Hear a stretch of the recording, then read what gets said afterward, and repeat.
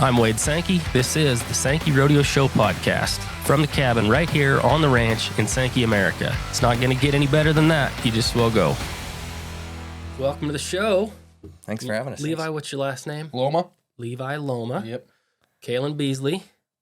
Happy to be here. Yeah. So you are Kalyn Beasley in the Honky Tonk Arcade. Yes. What the hell is a Honky Tonk Arcade?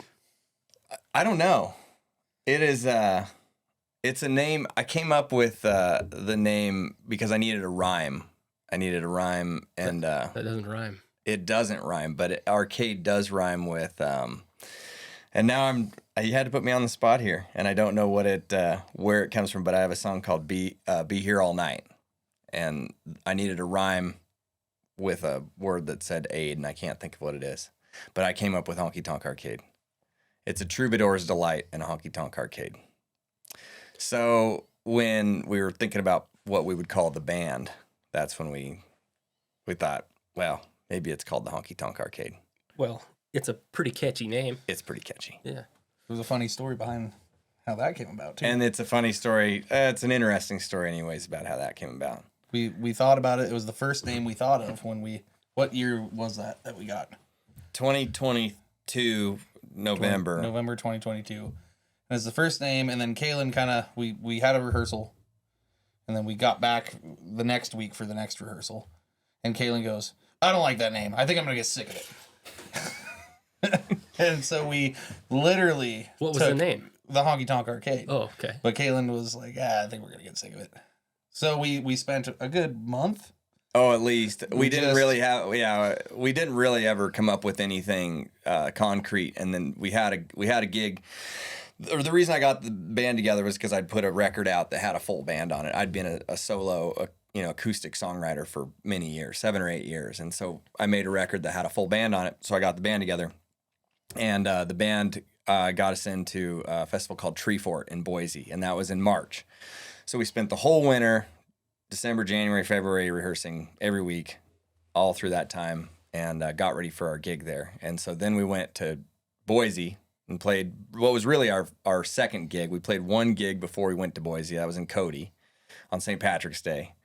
And then we went to play Tree Fort, and we got to that gig, and we're standing there. I don't know exactly how it went, but basically...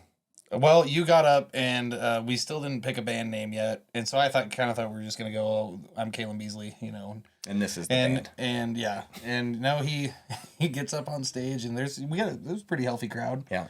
He goes, my name's Kalyn Beasley, and then I remember you look back at me and you go, and this is the Honky Tonk Arcade. And then it was just, from there. So that kind of stuck. So who's the rest of the band? You're looking at the band. Oh. Well, the band's gone through some shakeup here in the last little bit. But So we have a new band because we toured for the last 2 years kind of with a stable crew, and then life obligations kind of took other guys away. And so now Levi's been, the solid foundation of what the arcade is, and we've got a couple other guys that play with us, but it's a bit of a rotisserie of musicians. Yeah. Yep. So I've always wondered, how does that work? Like guys coming in and out of bands. Well, like, not to cause any animosity here, but like, does the lead singer, does he employ everybody else, or is it a partnership deal? Like, how's the business aspect of that all work? Every band's different. Some bands operate as like a true, like an equal partner band. Some bands operate more like, there's sort of a leader, and then there's essentially players, and then there's bands like us. I think we're a bit of a blend of both. Mm-hmm. We're not a true like we're not just a band, because we do go as Kalyn Beasley and Honky Tonk Arcade, but we also just operate as Kalyn Beasley. And so, there's, in our situation, it's a bit of a blend of all those things. Independent contractors. Yeah. Levi is technically his own person. I contract Levi's services, but me and Levi make records together. We make decisions together. We come up with ideas. We write songs together. So it's a bit of both. Sort of a partnership. It's a partnership. Yeah. So the music industry is changing a lot with all the social media and everything. I know this because I know Steve Stone. He used to play for Casey Donahue. Yeah, sure. And he used to once sign to a record label, and that was your measure of success. What's new? How does it work now? I don't know, and like success is such a subjective term in music, and as it is in many arenas of life, yeah. right? So, yeah, it certainly is. I mean, if what your dream is to be on a label, to have a record deal, that is certainly a measure of success that objectively anybody would see as successful. So, but because the world has changed so much with DSPs, so digital streaming platforms, Spotify. It's of course started, when we were kids with what was the LimeWire, Napster. That stuff all kicked off in the late 90s, kind of with the proliferation of the internet. And so not just music, but movies kind of fell into that. But really anything that was digitalized was able to suddenly be kind of stolen, essentially, and then used and shared. And so ever since then, the music industry has sort of had to backpedal and scramble and adapt. And so ultimately today, what it's led us to is that what you're able to do by yourself independently, and the reach you're able to have is pretty unprecedented in terms of like the entire span of the music industry. Yeah. From like the time where music was first able to be recorded, from the 30s through the 90s, there was kind of one avenue to get your music out, and that was to go through a record label. They would sign you. You would go into a big fancy studio. They would record your music, and then that record company would also act as like not just a record manufacturing company, but also like a marketing agency. So they would not only have a hold on who could make records, but then how much marketing was put behind those records. Mm-hmm. And now we have social media and DSPs, Spotify, Apple Music, so that in this studio here, we could cut a song, and tomorrow we could put it on the internet, and we could immediately start getting traction with that song. Yeah. Like, who's the rich man north of Richmond guy? Oh, what's his Anthony Oliver? Yep. Oliver Anthony? Yeah. That's kind of the example. For sure. Isn't it? And Zach Top too, I think, is one really? that I saw a year ago on Facebook or Instagram or something like that, and then all of a sudden but that's just how that works, like pretty much anybody, I mean, you've got your mainstream country stars, you're always going to have George Strait, right? Luke Combs. Yeah. These aren't guys that but hold on, with Luke Combs was putting videos on YouTube years and years and years ago. Mm-hmm. And I don't know the exact story of how it happened, on how he was able to ultimately get a record deal and become big, but that's how he got attention. So not that he was like building a career for himself and he was profiting from it, but it got attention of record executives going, oh, this guy's cover of Fast Car has got 1 million views on YouTube. We better give this guy a look. And so just even that avenue of being able to get somebody's attention, because I don't think he was probably not making any money off those videos, but it was definitely going to be able to get him attention as sort of a beta test for record companies going out there going, who are people paying attention to? Well, yeah, he's starting with something instead of nothing. Starting with something instead of nothing. He's not busking on Broadway in Nashville. He's actually got a platform people are paying attention to. Yeah. So now you've got, like you say, the Zach Tops. I remember watching Zach Top videos a couple years ago, where he was, he kind of had this thing where he was always just like sitting in like a lazy chair and strumming a guitar. Or by a tree or something. Yeah, and singing these cover songs, and so, again, building that audience organically, independently. There's a really good example of like Cody Johnson. And Cody Johnson was able to build a huge audience in Texas. A big enough audience to where when he actually started seriously considering a record deal, again, I'm paraphrasing, I don't know all the facts, but when he was actually being approached by a record deal, he had all the leverage to negotiate that contract, and actually negotiated the most favorable artist contract in the history of music, essentially. Really? Yeah. I didn't know that. Because he could tell him, I can go back to Texas and make however much money a year, and you'll get none of it. Or I can sign with you. Yeah. And I control all of the things I want to control, and you'll get some of it. And do what I want to do. And do exactly what I want to do. Yeah. Well, and isn't Cody Jinks, he's still not signed? Yeah, I don't know. Or at least I heard that he was like the first unsigned independent artist to like sell out a stadium tour or something like that. Yeah. And he just told them all to get lost, basically, Yeah, I think that basically it's totally turned the industry on its head. The social media, YouTube, and digital streaming platforms have entirely changed the industry, where the artist maybe has a little bit more control and a little bit more authority on their career, and the ability to make a career without having to go through a major corporation like Columbia Records or Sony or anything like that. Yeah, and control your own destiny. Mm-hmm.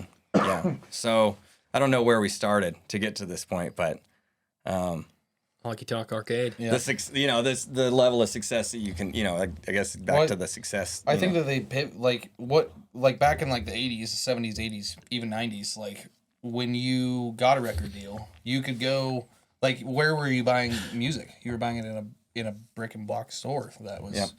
How do you get your, how many copies? I mean, you could go one by one, introduce yourself to the owners, be like, please put my CD on your shelf.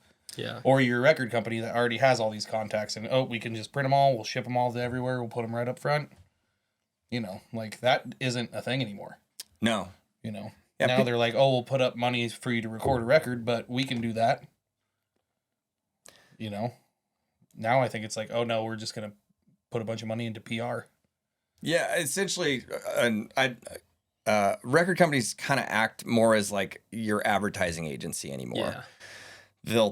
They're not into developing artists like they used to. They may have taken, before, 2000, we'll say just the year 2000, they would take somebody who came in off the street in Nashville with a great voice, good looking guy or gal, and they could actually groom these artists, and they had incentive to groom it. But anymore, what they'll do now is they'll say, like, for instance, Levi, we see on your Spotify account, you've got, 1 million monthly listeners, you've got 30 million streams, and we want to sign you to a record deal now. He says. And because they're wanting kind of, it's a gamble, it's a business gamble. They're essentially gambling on business. They want as little risk as possible. Yeah, absolutely. So basically signing a known commodity is less of a risk than them taking Levi off the street, good looking, strapping kid who can sing, and trying to turn them into a star. Yeah. We've got stars on YouTube. We can just take these stars and give them a little bit of rocket fuel and make them into bigger stars, essentially. Yeah. Yeah.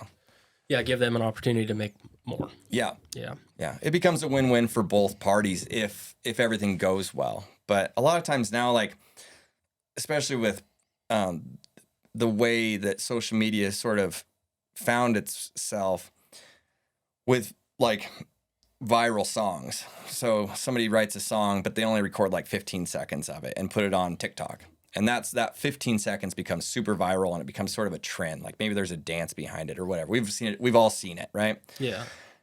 That person may all of a sudden find themselves with a hit on their hand, but maybe they're 20 years old and they've only been playing music for a couple years, and they have no idea how to duplicate that kind of success. And furthermore, they may not know how to get up in front of a crowd of people that's all of a sudden, that's who they're been thrust in front of, is a huge crowd of people, and they've never had to entertain 10 people before. Yeah. They don't even know how to set up a PA system. They don't know how to plug in their guitar. Yeah. But a record label comes in and offers them like a huge contract because they've experienced success on, a very small sample size of what they are actually able to do. Yeah. But that's happening. And I think that's not really happening as much anymore. I think it's definitely happened, but I think that like we were talking about risk, like there's a lot of risk in that, and they've kind of found, you can't be giving people $1 million Yeah. on that small of a sample size of success. Yeah. So what's the history? I know your history, so I'm not going to start with you, but Levi. Yep. Where'd you come from? I came from Red Lodge, Montana. Yep, right over the hill here. Family's been here for 6 generations. We came from Finland, homesteaded. Yeah, they've just been pretty much, they were a big chicken farm at first.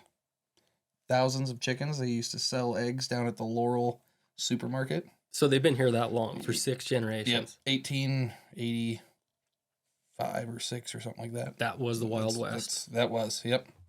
Yep, they came over on the boat and never left. Yeah. So that's yeah. Right now we just are sellers of fine horse hay.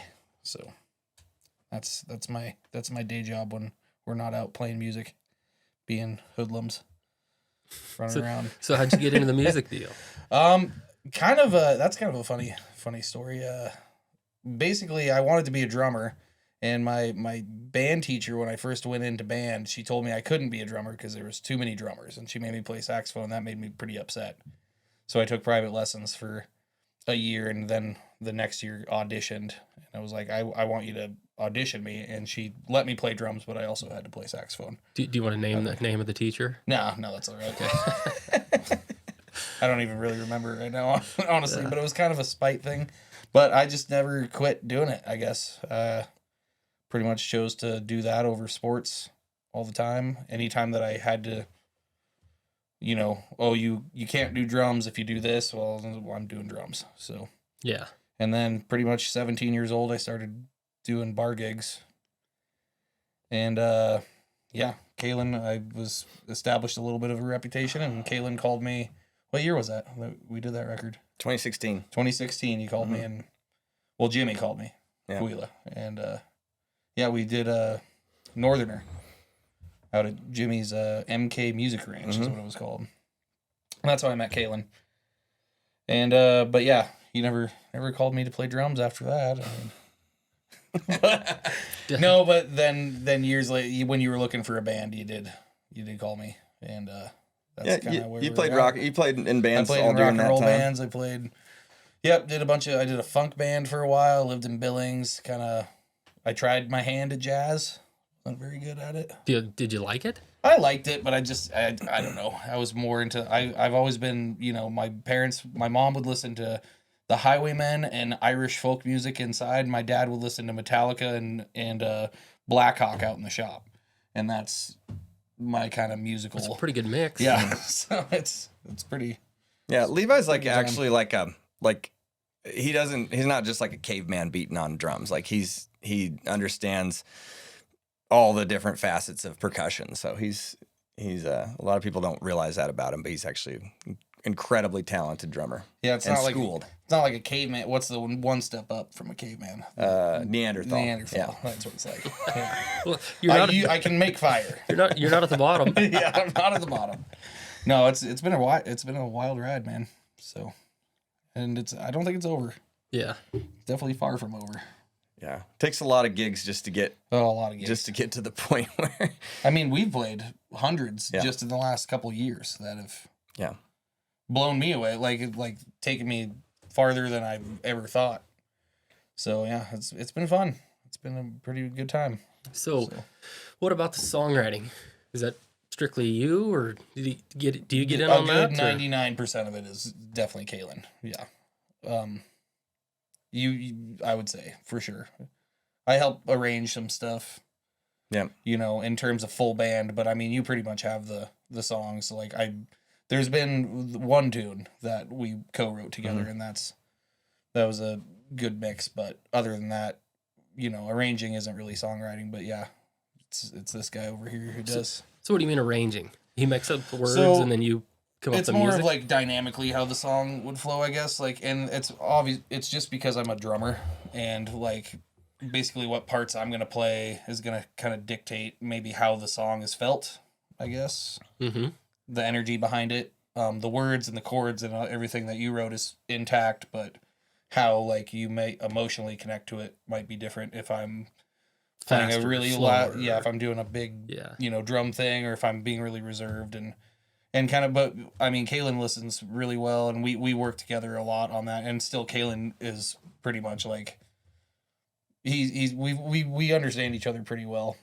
I don't think we argue about anything. No, usually. There's a lot of trust. Like I'll bring in a song, and what I really like about bringing in a song is the whole the arranging part. And Levi he's great at it. He's got a really good ear for it. He's really creative. And a lot of times when I'll lean on Levi is when I don't want something to sound like where you think it's gonna go, like during a guitar solo or something, or a breakdown into a bridge.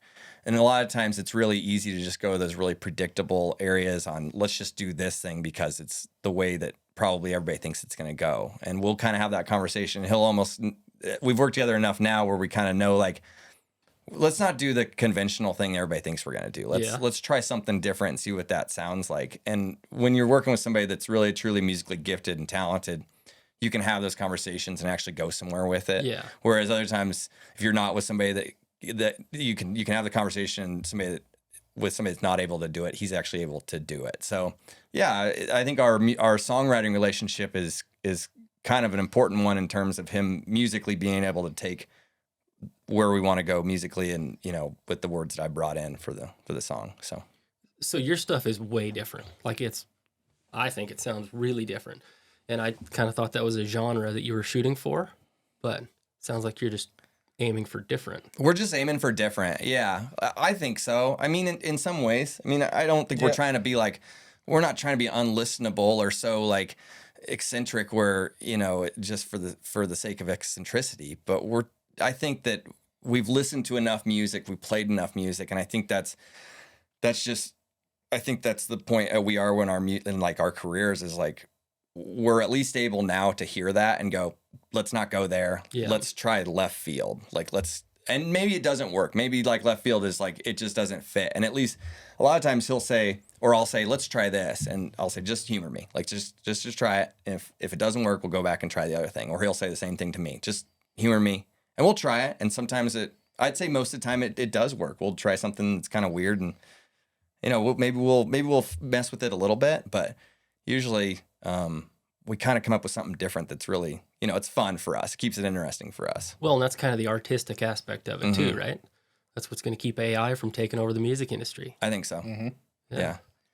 It's the human element. It's like AI is so derivative of like all the information that's put into it, but it's still derivative of humans. Like It's not creative necessarily. And I'm sure it probably is. I'm maybe not giving it as much credit as it deserves, but in my mind, AI is derivative of all the human creation that's ever been put into it. Exactly. It's taught. Yeah. And so for us being able to like take all of the musical background of between us, my influences, his influences, like there's like kind of a beautiful blend of that. In like, we have very similar tastes in music, but he likes stuff that I would never listen to, and probably the same, vice versa. So when we're able to blend that, and I think that's the beauty of like when people are still like, of people making music. Yeah. That hopefully never goes away. Not unless you guys quit doing it, right? Yeah, that's the danger. Or unless you're not good at it and people don't like it. That's the tough one. It takes a long time to get people even to listen to it. But like that's where AI's entering like the songwriting game. It's really freaky. Like you're starting to hear stuff on the radio, and it's hard to know if it's really a person singing it or if it's a person writing it, and it's probably not going to get any better. It's probably going to get worse. Have you paid attention to it much? I've just heard about it. Yeah. I mean, as not like a ton, but I'm aware of some stuff that's going on. Are you using it? Is it writing some of your songs? No, it's not. And I feel like it's almost like important to make that declaration as like I'm a non-AI assisted creator. Yeah. And I think in the future it may be important to make that distinction about your art, and it's so that's a real thing. Like people are using AI to write songs that we've heard. For sure. I had a buddy send me a song, Devin Riley. Not to name any names. Devin's a good buddy, and he writes songs, but he was like, hey, I'm going to write, I asked ChatGPT to help me write this song, and I was like, and he sent it to me, and I was blown away. Like, it was really good. Mm-hmm. It was, again, there was human input put into it. Yeah. It was Devin's input, but it was also like the human input of all the other popular artists out there. But it's gonna be a thing. It's already a thing, but it's definitely gonna become more of a thing. Yeah.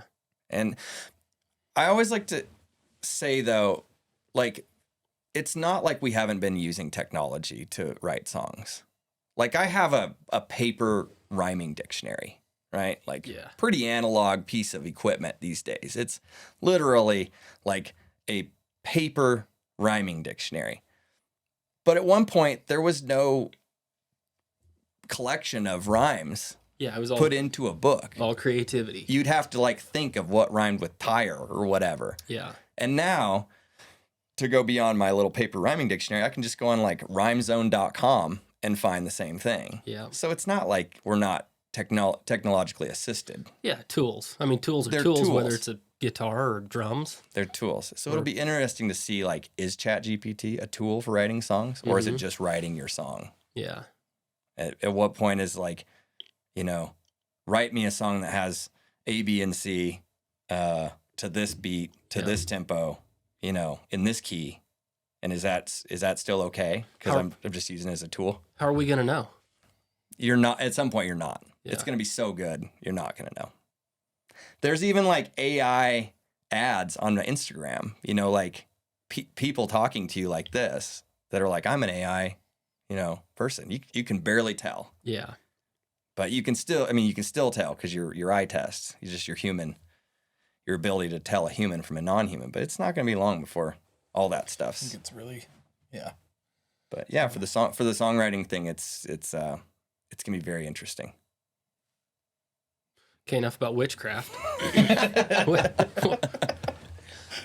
Where'd you come from? What's your story? Oh, come from a little place called Cody, Wyoming. Yeah, I was born in Casper, Wyoming, and then my folks moved to Cody when I was less than a year old. So I was like saying I'm from Cody, but technically I'm from Casper. Born in and from are different things. They are. I'm definitely from Cody. But yeah, grew up in Cody. My dad was a rodeo cowboy, and met my mom there, who was a young engineer for an oil company right out of college. Pardon me. You can edit that out. Yeah, my dad was riding bucking horses at the night show in the 80s, and my mom came to Cody and was working, and they got together, and yeah, so raised in Cody, spent a little time in Texas growing up. My folks got divorced when I was a little kid, and so we moved down to Texas for just a couple years and then back to Cody. And kind of raised between Cody and Buffalo. My dad moved over to Buffalo, so I spent a lot of time in Buffalo too growing up.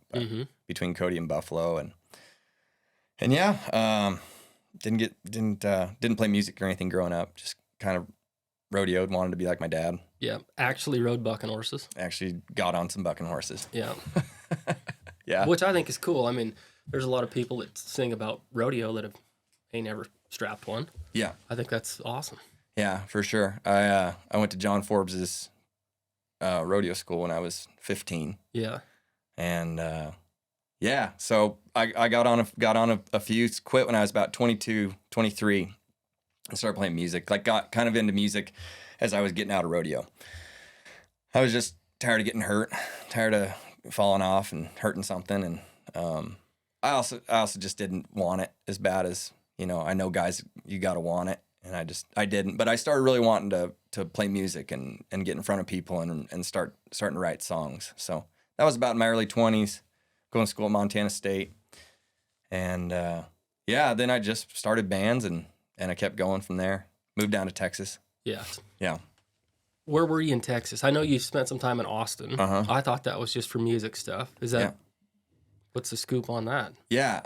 So I'd moved down to Texas when I was just after I kind of started bands in college, and we decided we were going to make a record.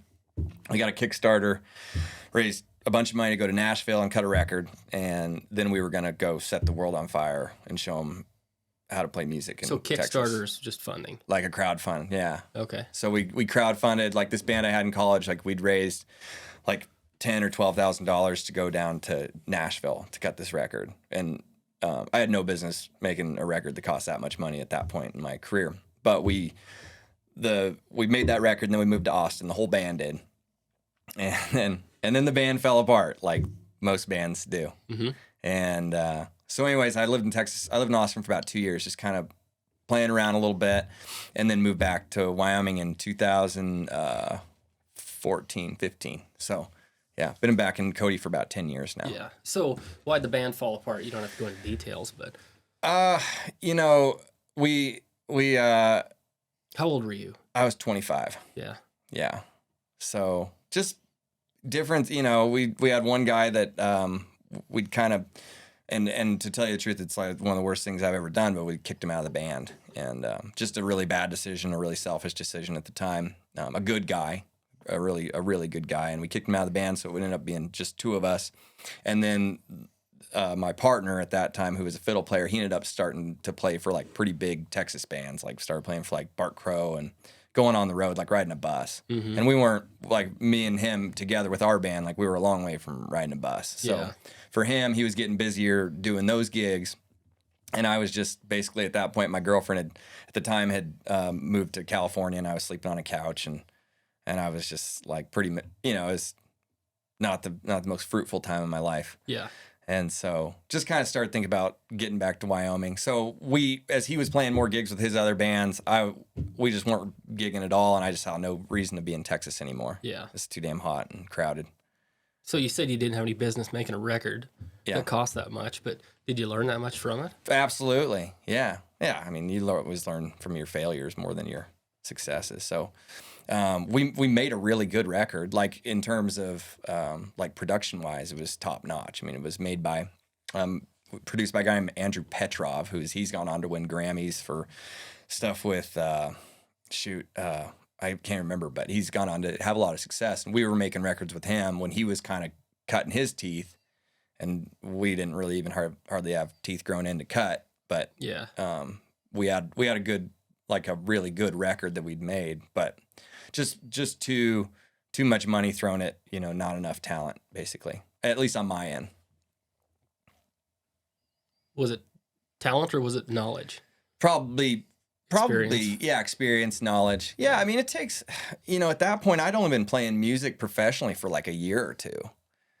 At 25, a lot of people that are experiencing success have been playing music since they were 9, you know? So, I mean, they've already got their chops down and know how to sing in tune and know how to entertain. And I was really just starting to learn how to do all that stuff. Yeah. I mean, that takes a long time, a lot of crowds, a lot of miles to learn how to do any of that stuff. And, obviously we had enough seemingly raw potential that people were giving us, money to go make the record. And we were a good, fun, like bar band, party band, and we were getting good gigs. I mean, shoot, we played the Gold Buckle Club at the Sheridan YO, that same year. So we weren't awful, but hearing yourself, through a PA and hearing yourself through like a studio microphone or two different things, and they're two different skill sets. And even now, like we just made a record this last winter, and it was amazing. Like I was thinking about it too while we were making it. It was like, wow, I still feel uncomfortable doing this, but I feel a heck of a lot more comfortable than I used to be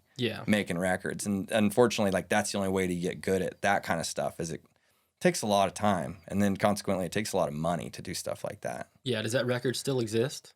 It does. Yeah. I can't remember what it's called or who the band is. Never mind. Nobody look it up. Yeah, it's out there. So, do you like... I think I know the answer to this, but you guys are more of a live-driven band than a recording band. Like, you don't love being in the studio type of a deal? Oh, I love the studio. We do. I'm very at home. Yeah. In the studio. I think we're both. Too. I think we're both. I think we like being in the studio and creating, and but there's nothing better. Those are two totally different things, and I don't think a lot of people really know that like those job descriptions are totally different from the playing end, because when you're making a record in the studio, obviously that's like a permanent record, so you have to be spot on. But when you're the attitude and the character that you get a chance to show off, that's also a skill set. There are studio players that are not good live performers because they have no personality. They're very measured and calculated, and they're going to play it perfectly. But from an aesthetic value, there's no entertainment. There's no entertainment value. Showmanship is a big thing about playing live. It is, for sure. And so I think we both like, but as a necessity, you have to make records. Yeah. So that when you go out to play, so you kind of have to get good at both those. But yeah, we like playing live. I think that's. Yep, I love it all. Ideally, I'd be gigging 2 days and recording 2 days, and the rest of the time, not doing anything. Resting.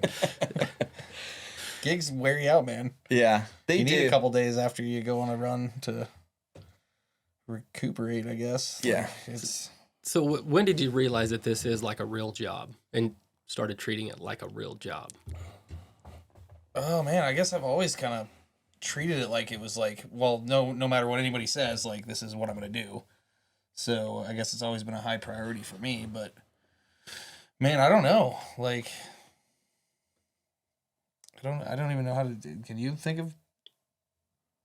I guess it was when we were actually in the what is it, in the black for a little bit anyway. Like it wasn't like my whole musical career. It seems like, well, let's sink more money into this thing and see if it works. And like, oh no, people are calling us and they're like, actually, we're getting what we want for performing, and we're not having to fight them for, oh well, why are you so expensive, or why am I paying you this much? They're just like, okay, Yeah. like they just want us because they want the show. They want what we bring, and that to me is like, okay, well now we have a product. Yeah. I understand that. Yep. Because I'm in the rodeo business. Yep. Yeah. But what do you think changed? I mean, do you think you guys got a better name? It was better publicity. It was better music. I don't know. What was different? I don't know. I've been doing it for a while, and it's just kind of. It was kind of crazy. Like, I'll say this: when we got together, after Levi played on that record I put out in 2016. Again, like pretty early in my development. But when we got together in November of 22, like I was a different player. Yeah. I had more to say. I was better at saying it. I'd had 7-8 years of performance experience. Like I kind of brought more to the table at that point. Levi was ready to go, in 16, 17, 18. I wasn't quite right. I still had, I don't think I would have recorded like that first record. I'd love to go back and do it again, obviously, like we always do. But, I cut probably 4 more records after that, and then, countless other shows, and also just kind of learning like how to be in a band. Yeah. Was a big thing for me. I don't think we would have gotten along as well back then. Just because I was like, so like, oh no, this is like, this is gonna work, and now I'm a little bit more reserved. And even though I am probably the more, hey, here's a good idea, here's like, there's 1,000 irons in the fire that we could chase, but I feel like now I'm like a little bit more, let's think about it a little bit longer. But yeah, so it's probably timing. I think it's timing. It's like we were both kind of in a good spot to progress more than anything. And that brought you more recognition. I think that the product was better at that point. It's like we got together and like the music was just pretty good. Like I'd cut that record of songs, and like that was the record of songs we were playing in addition to some of the songs I'd written before, and then the songs I was then gonna start writing for a band. But having Levi playing drums, we had a good guitar player, and then we had a good guy playing bass. And so like the combination of all that, and then we just worked really hard. Like we would get together every Tuesday night for like 4 months before we even had a performance. For a while we were talking 2 days too. Yeah, we were doing 2 a weeks. So we had 20, 30 some practices of 2 hours. So we had a couple hundred hours put in just into what was a very new band. And then it was, I'm not gonna say it was like setting the world on fire, but we kind of had like the right combination of experience. I'd kind of developed as a songwriter, so we kind of had all the little things, and then all of a sudden it's like the other thing that really benefited us then and still benefits us now is just like where we live. Like there's not a lot of country bands. There's not a lot of young country bands in this area. Yeah. So if you want like an energetic young country band, like there's 2 that I can think of in the immediate area. Mm-hmm. I mean, there's just a handful. I'm not going to say any names, but there's not very many.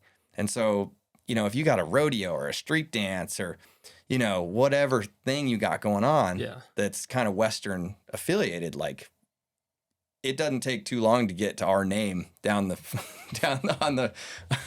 on the call list. Like and having grown up out here too, like we had friends that put on rodeos or jackpots or, you or whoever that already kind of knew that I was doing this thing. Mm-hmm. And so it's like, oh, I think he's got a band now. Let's, see what they're up to. Yeah. So that helped us too, like right off the bat. We were pretty busy, immediately. And the music wasn't bad. It wasn't like we were like, we'll just stand in a corner and make some noise. Like we were trying to put on a show. Yeah. So that's what we're still trying to do. Like, that's the point in the band we're at right now is like, all right, cool. Now we've got a sound guy, and our sound guy's really great, Mike. And he's building us like light fixtures and like doing all this production stuff, which levels up our show. Yeah. So we've got a good musical product, and then aesthetically, like, we're putting on like an entertaining show too. So we're not just like resting on our laurels. Like, we're just gonna be the band that will show up and set up a PA in the corner and keep playing. Like, we want to level up and keep, bringing a better show every time we show up to play. Yeah. Tighter music, better music, just a better live show. Yeah. More entertaining. Yes. Pyrotechnics. Flaming. Fireworks. Entertainment. Lasers. Smoke. Lasers. Yeah. I mean, if we go to work for somebody and they've hired us as a band, like, I feel like we have a responsibility to like make them look as good as possible. 'Cause also, like, we're not the budget band either. Like, we're not showing up being like the cheapest guys in town. Like, if we're giving you a price on a gig, like, we're going to do our best to make sure that you're happy with the product from every angle. Yeah. We've been on time. We've been friendly. We've played the amount of time you want, and also delivering just a little bit more than maybe what you expected. Like, it's just it's like the way we want to do business, not just like play music. It's just the kind of people we want to be in that world. Which I think makes a huge difference. There's a lot of people in the rodeo business. I'm just correlating this with what you said, but there's a lot of people in the rodeo business that are damn good at what they do, but they're horrible human beings. Not going to hire them. I don't care how good your product is. So I think that's super important. Yeah, it is. I think it's always better to under promise and over deliver. Yeah. Like, I'm not saying I always do it, but I do think that I think we should try. Yeah. No, you gotta have goals, and you gotta always be moving forward. Yeah. Peaks and valleys. Yeah. It's incredibly hard to gain a reputation, incredibly easy to lose it. True. And I'm not saying we're setting the world on fire, but like, if we're gonna do business, we'd like to do the best we can. Yeah. All right, real quick, we got to pay some bills. Got to say thank you to the Bozeman Stampede, Bozeman, Montana, August 7th, 8th, and 9th. You can go to their website to get tickets at bozemanstampede.com. I'm not going to lie to you and tell you I'm going to put the link somewhere, but I'll have somebody do it. So, bozemanstampede.com. Tickets go on sale June 1st. I guess we better start talking about music again. So, one question I had for you guys is like, we kind of touched on the artistic aspect of this, and you're a Western band, but what about like other bands that have influenced you guys? You kind of talked about Metallica and that other sort of stuff, but yeah, I played in a rock and roll band for 12 years before, and part of it I was in still with this when we started. But like I said, most of that's my dad. But I definitely am a hard hitter drummer, which I scale back. John Bonham. Yeah, that's my favorite drummer for sure, Led Zeppelin. And those influences do carry over. But I mean, I guess I'm not playing Led Zeppelin grooves with you, but I've got the same intensity that I would be, and I guess that's probably more ties into like the showmanship vibe, like when we're on stage. Like, that's the one biggest compliment Kalyn ever gave to me is like, man, you're a performer. I'm not bored. Like, and it doesn't matter if there's two people out in the crowd, doesn't matter if we're playing the beer stew and I have a jingle thing on my foot. Like, I'm there to make you guys, want to be there. You should want to watch the music. It shouldn't just be something tucked away in a corner somewhere that's, nobody's really listening to. Like, you're here for a reason, and it's to listen to what we're doing. And you do it great too. And that's one thing that I love about Kalyn is that you go up on stage and there's never dead space. Like, a lot of bands, they'll go up and they'll play a song. Maybe somebody needs a tune and, nobody knows what to say. Well, Kalyn's, you've got 900 stories, and I wonder where that comes from. Talk about your dad, but I mean, you can, you always have a filler. If I need to go into the talkback mic and be like, Kalyn, I need to go down and fix my drum pedal, kill 2 minutes. Kalyn will, here's this let me talk about this, let me talk about that. And it's, I guess what I'm getting around to is you were talking about the influences. And there's, it's so spread out that I couldn't tie it down to just like, Alan Jackson's drummer did this or that. Like I can base what I'm playing back to like what I was learned on. But other than that, it's kind of just been, I'm my own influence, I guess. So do you follow music or do you follow drums? Does that make sense? Yeah. That's a good question. Like, do you... Yeah, what do you call a guy who hangs out with a bunch of musicians? A drummer. A drummer. No, I it's all intuition. So I mean, it is musical, but no, I can hear the changes. I know the chord changes, but I'm in no way like I wouldn't be able to be like, oh, this is when they're going to this progression is G, D, E or whatever. But I think maybe he's asking, are you like, do you follow drummers or would your influences be more like a drummer or like the band? Let me define or simplify. So if you turn on the radio doesn't exist. If you turn on songs and you're skipping for the one you like, are you listening to the drums or are you listening to the song? Oh, I'm listening to the whole thing. Yeah. Yeah, I'm a big, and it's a vibe thing that I'm going off of, I guess, most of the time when I'm picking music. Which is the biggest lie he's ever told. Whatever. No, it's true. It all goes together. Otherwise, you're just listening, I mean, I really appreciate when somebody's like really killing it on the drums. I'm like, man, but like, I mean, like even Metallica, like Lars isn't necessarily the greatest drummer, and there's tons of, internet content about why he's not, but like when, Enter Sandman comes on or something like that, you're like, all right, like Metallica's playing, like. Yeah. It's like, I think with music, it's like it's not always the best that is it's like not always the best that is the best, but like, it's how it goes together, like AC/DC. Yeah. I think that's a good example, isn't it? It's just what people enjoy. It's about the band being a band. It's about the sound. It's about the sound, whatever it is. I just read the seal about Kenny G. And Kenny G, we know him as a saxophone player, right? I didn't realize that Kenny G has actually a lot of hate within the jazz community that, he doesn't uphold the values of jazz. Nobody cares.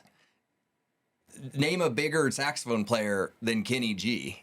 Nobody cares that he doesn't uphold the values of, Is there any more saxophone players? Exactly. Doesn't matter John whether Coltrane, he's... There are, of course there are. But he has transcended the genre and become the largest known saxophone player. Yeah. And his technical ability aside, nobody cares. Yeah. It's just we all know who Kenny G is. Yep. And I think he has the most played Christmas album of all time. It's like the Kenny G Christmas record. But I think influences wise, like for me, Chris LeDoux, like huge Chris LeDoux fan my entire life. Yep. And I think one thing, and it still is, and I think a lot of us connected with Chris LeDoux growing up in Wyoming or in Rodeo or in the West, just because he was singing about rodeo, and it had a good blend of, really super country, and then he had this really great rock and roll flavor too that a lot of us like. So it kind of scratched that itch for a lot of us. And I'm not trying to say like we're trying to be like a Chris LeDoux like tribute band or anything like that, but I think that the way he melded or married country and rock, like it was actually a good version of those two things, which it doesn't always end up being. Yeah. So talking about Chris LeDoux, I'll get to what you want to get to in due time, but I think it's awesome. I grew up in Wyoming too, and I think it's awesome, no offense, that there's so many bands coming out of Wyoming right now. Like there's you guys, and then there's Chancey Williams, and then there's Ian Munsick. Yeah. Like that's pretty cool. Like pretty big level bands coming out of Wyoming. What the hell? Why? I don't know. I think that again, kind of to our conversation earlier about like the ease of putting out music. It's like people can actually hear it, but I think people in Wyoming and even Montana, like there's a flavor of the region. I think and that's coming into the limelight. The landscape flavors everything. For us in Wyoming, it's sagebrush and buttes and dust and mountains, and that Cowboys. and certainly cowboys, and it puts a flavor on the music, a really authentic flavor that when you get to guys like Kellen Smith or Chancey, guys that grew up serious cowboys, like it's not contrived at all, and people can smell it on them because it reeks. I mean, that's very, very genuine article, you know. Who else am I missing? There's a bunch. I mean, all the Munsick boys. Yeah. My buddy Jordan Smith's making great music. Kellen Smith out of Gillette, he's got a great record. Kenny Fiddler out of South Dakota, he's making good cowboy music too. But there is some really good music out of Wyoming. I hate to be on here and leave anybody out. I'm drawing a blank. Bronx Star. Oh, Matt Robertson. He is a Wyoming boy. Absolutely. That's right. And people love Matt. I love Matt Robertson. Yeah. And all he does is sing and play on a guitar. Yep. And it's so good. Again, he's just a cowboy. Yeah. Like he's nothing else. I don't think he wants to be anything else. And it's like, I'm not a cowboy. Like I'm from Wyoming and I've done some rodeo things, but it's not where I come from, but I at least can recognize it in other people. I think that's maybe the closest I can get, is at least knowing what it looks like. Yeah. It's not just on TV. It's not just on TV. Yeah. But you're missing one.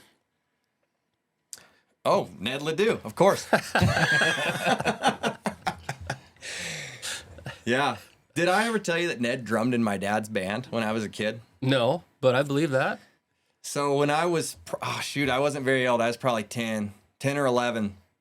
And we'd wake up and he'd be sleeping on our couch. Like, Dad lived in Buffalo and Ned was probably 19 or 20. Mm-hmm. And he'd be sleeping on our couch because Dad had a gig, the night before.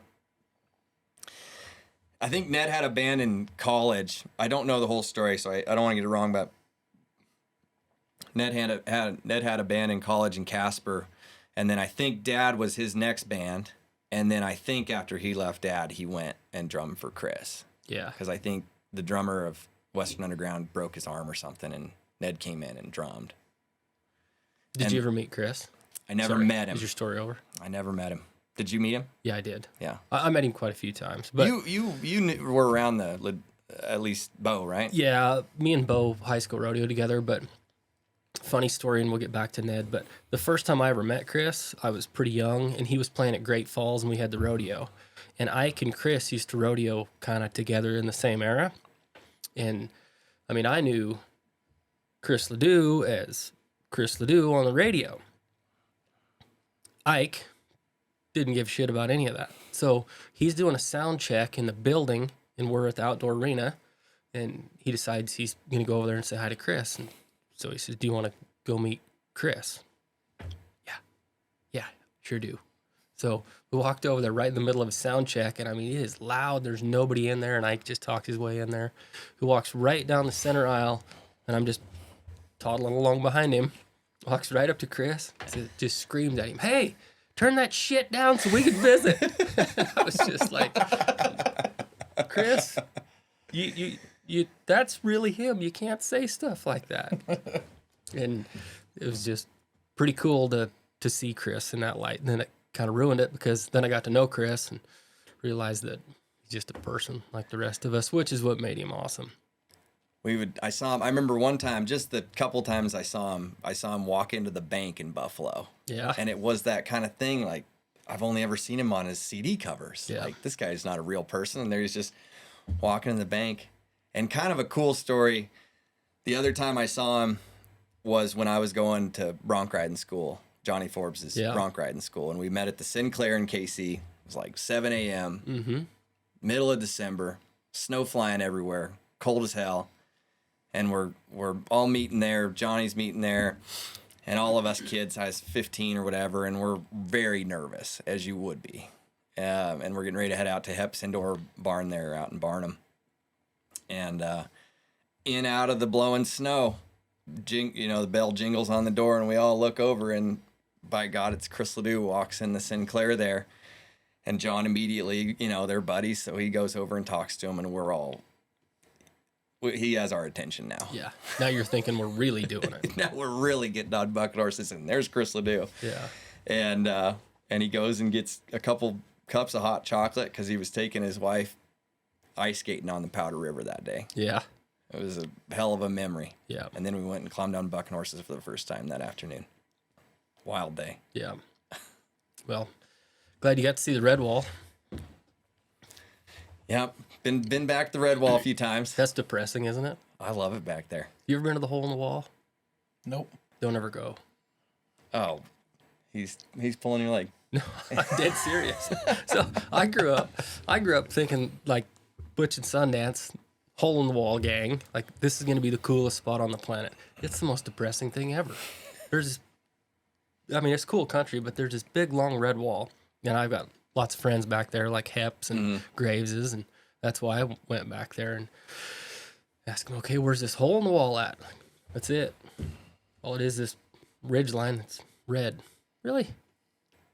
It's so depressing. Did you know my dad married Deb Hep? No, I did not. As of November. Is this on limits? Really? Yeah. Huh. Yeah. Small world. It's this very small world. Actually, not really. It's only about, what is it, 150 miles over there? What do they say? The most confusing day in Johnson County's Father's Day? Okay. All right. Ned LeDoux. Yeah.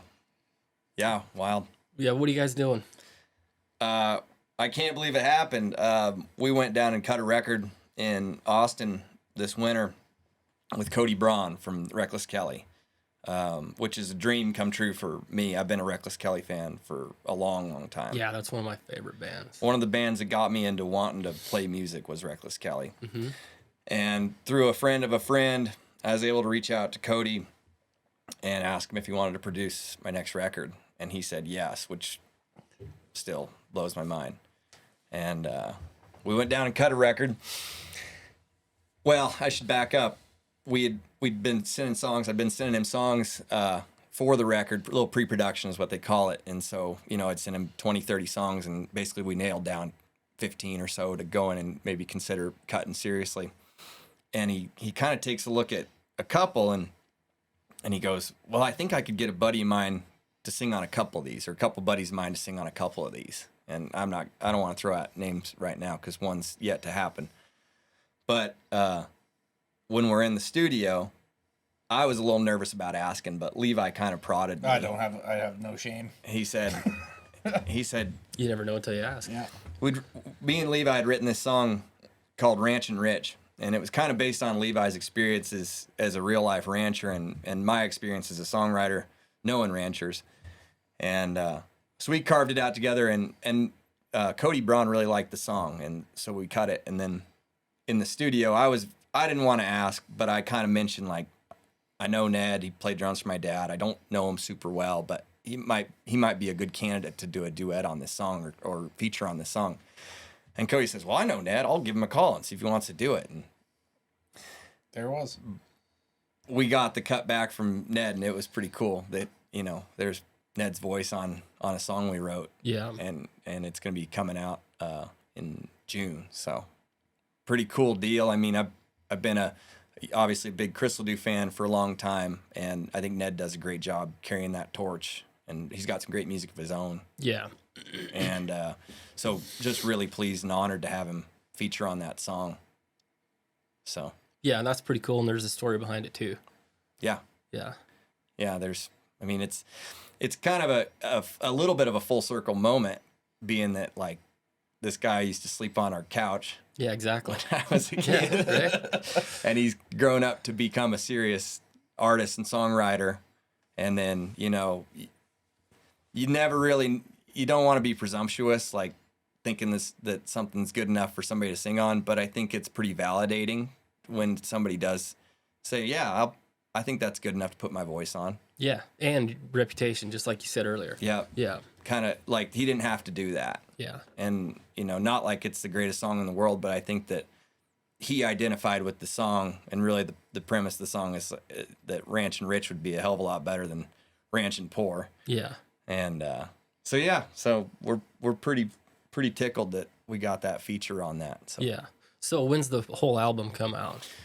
So the whole album will probably not come out for some time. There's a couple different approaches to like releasing music these days. And like for us, we're kind of just getting like going. Like the momentum's sort of going. When you're like a known artist and you drop an album, you already have like like a pretty big audience out there that's kind of ready for 10 or 12 songs. Yeah. But when you're in our position and you spend the money you spend to go make 10 or 12 songs, what you really kind of want to do and what we're going to do is kind of slowly leak them out. So about one song every 4 to 6 weeks for at least 6 months, get kind of 6 singles out there and try and get as much traction off those songs as we can before we release like the whole album. Yeah. So probably not until wintertime. So where is this music? Where does it exist? It will exist on, all digital streaming platforms. Spotify, Apple Music, all that. Fill me in, I'm old. So you can go buy it on iTunes. You can go buy it on iTunes. Yep. You can go stream it on Spotify. Yeah. YouTube. You will be able to. Yep. You YouTube. can get it on YouTube. Yeah. There's a million different platforms out there. You can Pandora. Google it. Yeah. Yeah. It'll be on my website, kalynbeasley.com. Yeah. There you go. Yeah. Little plug. Plugs are acceptable. Yeah. We're gonna, if you follow, me, Kalyn Beasley, you're gonna be inundated with every little thing that we have to do with that's coming out has to do with music, because that's part of the the modern strategy of releasing music is you kind of have to like keep hammering home the point, because it's not necessarily that you're not trying to entertain and attract the folks that already follow you, but you're kind of trying to get the folks that aren't following you yet. And that's why there's kind of a reiteration of, oversharing and overposting, because you're just trying to break through all the noise that's out there of people that are releasing music. So, if unfortunately and fortunately, that's sort of what you have to do. You have to keep creating content and videos and all kinds of little things. Competition. Yeah. Yeah. Yeah. It's an amazing time if you're willing to do it, if you're willing to do that work. It can be very frustrating if all you want to do is write songs and put them out there. Yeah. Because sometimes it works. I think that there's plenty of people out there that all they want to do is sing songs, record them, and put them out, and then they blow up, and all they have to do is go out and play them. But I think that's actually a pretty rare thing to happen to somebody. I think more often than not, you have to follow up and promote and advertise and you got to put in the work. You got to put in the work. And you can't just be a songwriter anymore. You kind of have to be a content creator and a personality and all these other little things. Yeah. Thank goodness. Well, let's take basketball players that were on the Bulls, like Jordan versus LeBron, word for word, right? Jordan would compete now because he's willing to put in the work. Like, yes, it was a long time ago, but those legends that were successful then, still going to be successful now. It's just a different avenue. That's what you're saying. I think that exactly, because just because George Strait wasn't having to make, Instagram videos, doesn't mean he wouldn't have if that was the arena that he had to compete in his era. Yeah. He was hustling in some other way. Yeah. And I think anybody successful in entertainment these days, like that's all it is, as you know. Like it's just rodeo is entertainment. It's not really a sport. It's really entertainment. What you're getting is people to sit on their butts and watch a show. Yeah. It's the same in music. We're just entertainers. Yeah. And we're just trying to get your attention for a little bit. And so many people are out there doing it, which makes it tough to break through, but it makes it interesting because you can break through. Like we were talking before with the gatekeepers of record labels and whatnot. Like they don't have to exist anymore. But if you're willing to do the work, you can break through and get people's attention. Yeah. You want to talk about the video? Yeah. I've been talking a lot. You want to give it a go on the video? On the video? It's going to be awesome. Yeah. We haven't done it yet. You heard it here. Oh, we've got some surprises, though, for it. It's going to be funny. I love shooting music videos, though. I've shot a bunch, and I don't know. I like that sometimes more than actually playing music. Like, I don't know. It's a very creative area that's not something you get to do all the time, I guess. Like, suppose I'd feel different about it if I was always like filming.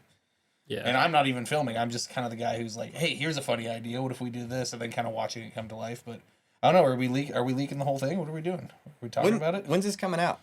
You think? You don't know. When does it need to come out? Like the video may be out by now. Yeah, when is this show coming out? Running some dates in my mind. We're doing June 27th, so it'll be real close. Okay. So don't let the cat out of the bag completely. Okay. Yeah. So the first song off the record that'll be released is called Ranchin Rich, and we couldn't have thought of a better person to feature in the song. I wasn't getting at that. Okay? Like, we don't need to let all the cats out of the bag. Then yeah. So we've got some pretty cool cameos going on for this video. It'll all be shot in Red Lodge in May. And if you've ever been to Red Lodge, Montana in May, I don't think there's more beautiful place in the world. It's all green grass and white cap mountains. So, yeah, I think, we did a video. I did a video for the last single we put out, Had to Go There. And videos just, again, it's just content creation. And it just helps, it helps advertise for the song. But with a song like Ranchin Rich, because it's got a few really good things going for it. It's produced by Cody Braun from Reckless Kelly. There's several of the Reckless Kelly players playing on it. Ned LeDoux singing on it. We've got some cameos from some awesome people coming up in the video. So there's a lot to talk about, but that's what you need for anything to sort of get traction and get people to pay attention to it. Yeah. So we think that this one, it's a good one to start with. It's a good lead off the track. We love the song. Levi and I wrote it together. It's a fun song. It's lighthearted. Yeah, it's a great icebreaker. It's a good icebreaker. I've heard it. Yeah, it's a good lead track for the rest of the record. Which there's quite a few Western songs on the record, which is cool too. It's not like a cowboy record, but there's some Western themed songs on it. So when you put together a record, like when you put together this, was there a direction that you wanted it to go? Did you want to get your point across about something, or is this just where you guys are at in your music? Right.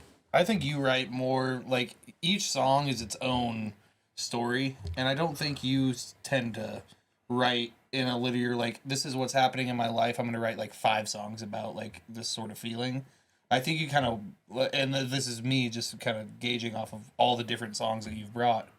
So it seems like you kind of just like wake up and you're like, this is what I'm thinking about, and then you tell the whole story in that. So I don't think the whole album, like I don't think there's a theme if that's what you're asking from front to back by any means. I think it's just a collection of good stories. Yeah. That was the point of this record is like we want 10 singles. Like. I'm not saying they're the 10 best songs in the world, but like 10 songs that kind of stand on their own. And there's purists out there that'll say, I only release records and I only want those 10 or 12 songs to all go together in sort of a, sequenced way from start to end and tell a story. Yeah. I think that's a great way to do a record. That's not the way this record is. It's not meant to be listened to from front to back and to get the story of like a Willie Nelson record where like half the record's about marrying and the other half's about divorce, right? Like that's an amazing record, but that's not what we set out to do here because of the landscape in which like this record is going to come out. It's meant to come out as 10 like single songs and kind of listened to in that way. Now, when you put together a record without giving any context and like have somebody play it front to back, that's the beauty of like the listener's ear and imagination is working because they're going to hear that record front to back and go, oh, this song reminds me of this, and then that reminds me of that. And that's the beauty of music is everybody has like an interpretation of like what a song means to them. Yeah. So that's open to the individual. Yeah. So like my answer would be that this isn't like it's not a record that's, all written with one idea, but somebody's interpretation is that it is going to be a record that's written. Yeah. All the songs make sense and go together. But it was really meant to have 10 singles on it. And that's why we came to the table with 30 songs. Yeah. Like we came with 30 songs. So not in any collection of 30 songs, hardly any of them are going to be, maybe 5 of them were all kind of written in this little pocket, and 5 of them were written in this pocket. But when you take 30 and then you pick the 10 you like best, like there's a really good chance, as it happened on this, that none of them are going to really go together thematically. How many songs have you written? Do you know? Mm-mm. You never kept track of that? No. Ballpark? I have no idea. Hundreds for sure. Yeah, hundreds for sure.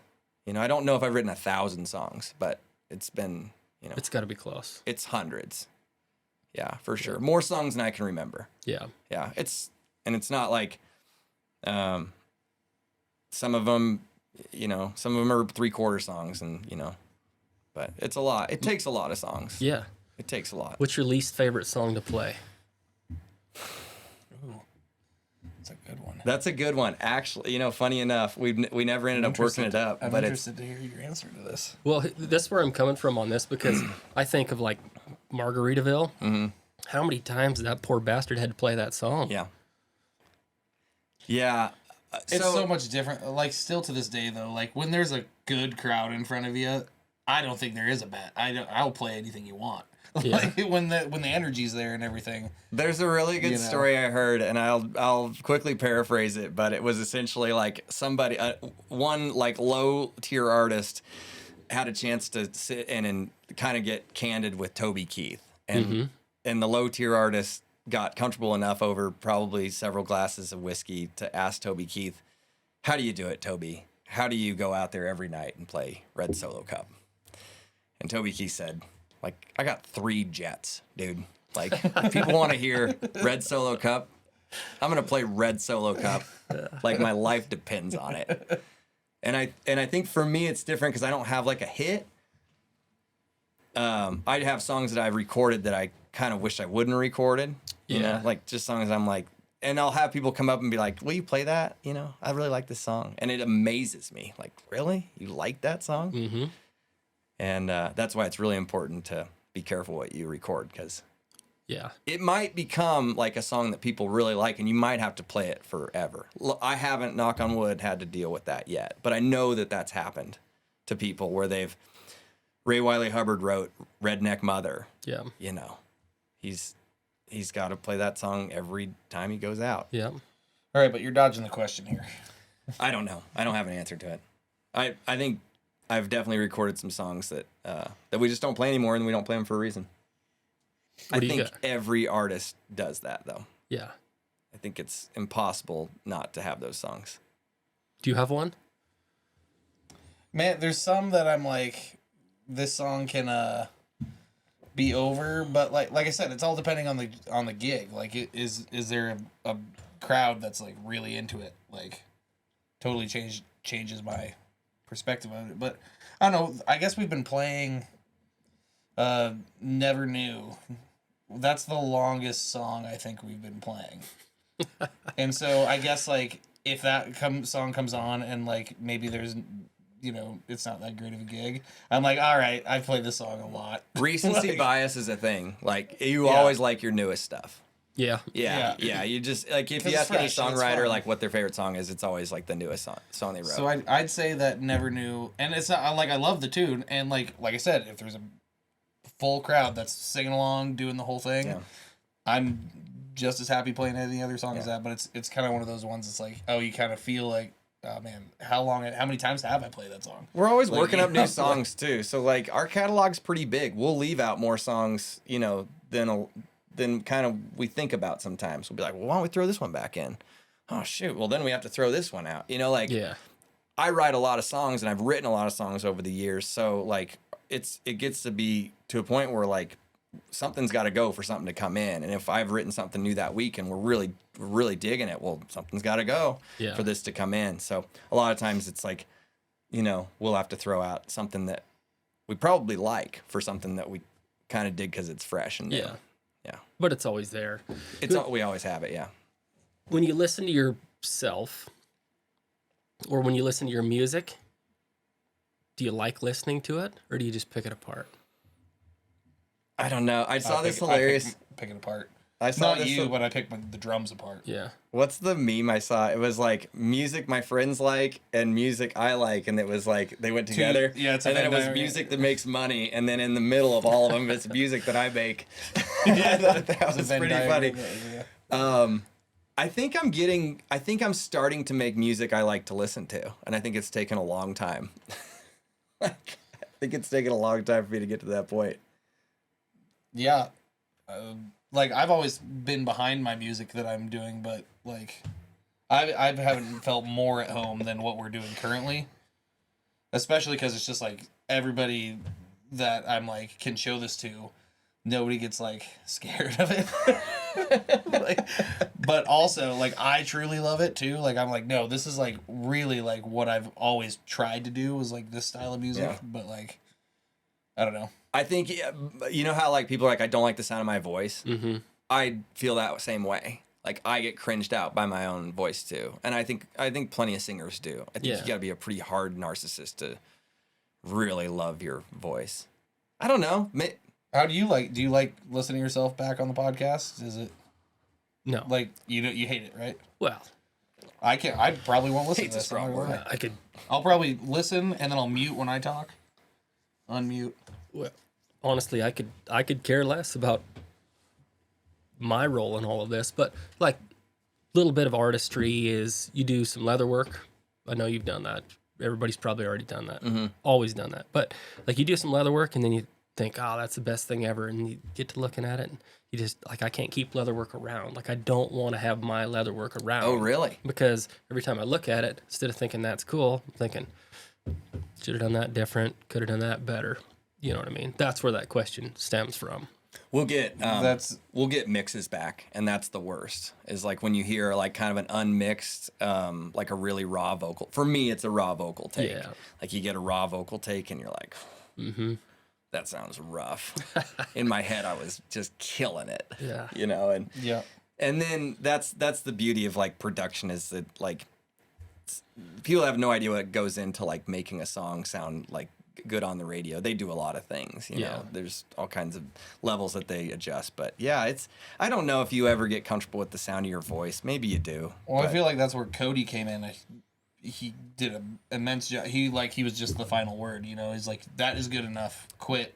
That's when it's nice you to can have think like something to death, you know. You can like do it, and then all of a sudden it's just going to deteriorate and get worse than how it actually was. I think that's where it's really nice to have like a experienced producer like a Cody Braun. Is like Cody's not the singer, Reckless Kelly, but he can sing, and he's like sang some of their songs. But his brother is the singer, and so he's had to deal with sort of assuaging like a singer's ego, which is a really fragile thing to deal with, right? I mean, yeah, it is.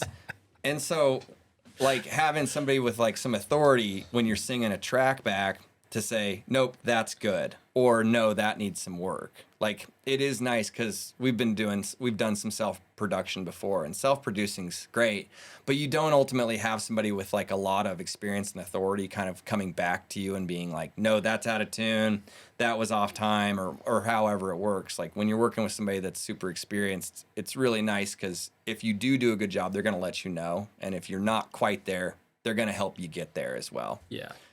So a voice of reason. A voice of reason. I was just listening to somebody talk about how, you know, like the psychology of like singing, of like dealing with singers, producing singers. Oh boy. And it's a thing. Like because you're kind of put through the ringer.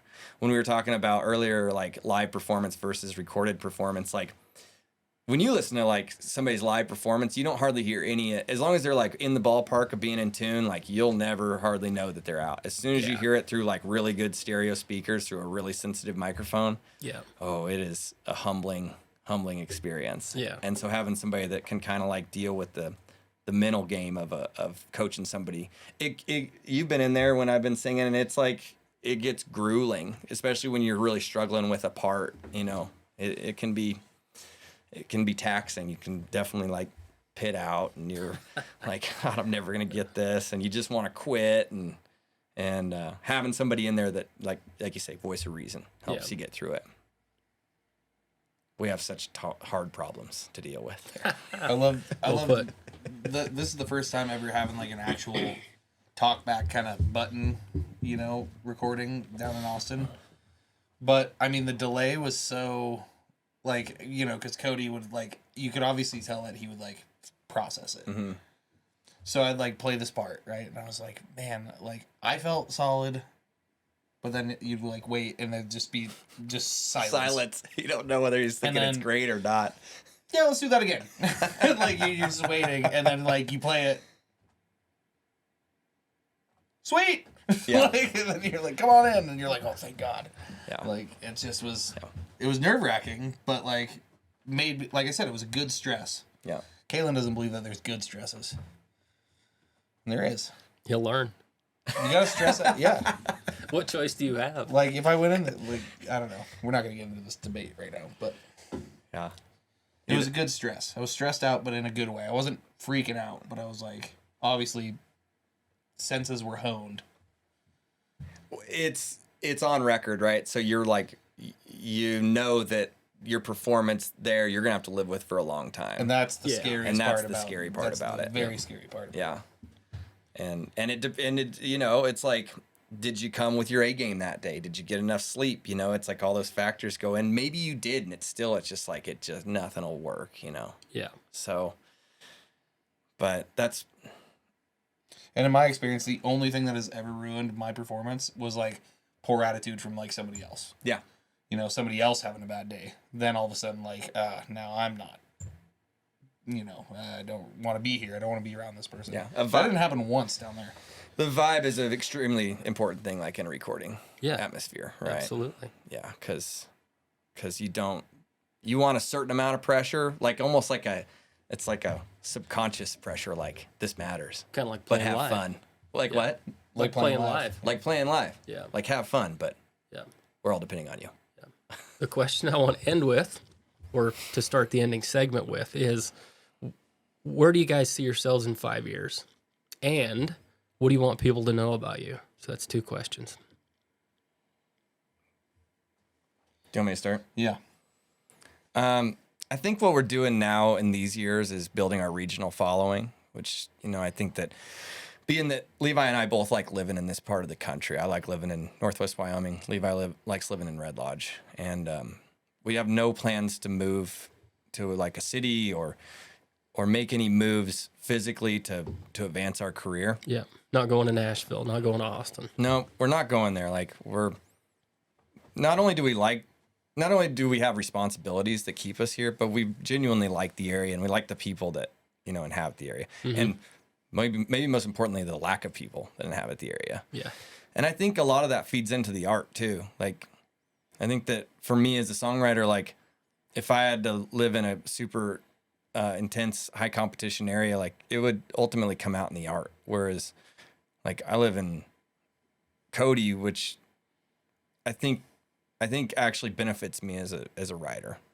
And so that being said, like we kind of have to be tactical about how we tour and exactly what we want to do to, increase our footprint, increase our radius for where we are. But, in the next couple years, like it's just going to be important for us to increase our radius, get more into Idaho, more into the Dakotas and down into Colorado and ultimately become like a regional band. Yeah. I think that, once you can accomplish that, a lot of things are out of your hands. But once you've sort of gotten to be pretty known and busy in a certain region of, 5-6 states, like that's sustainable.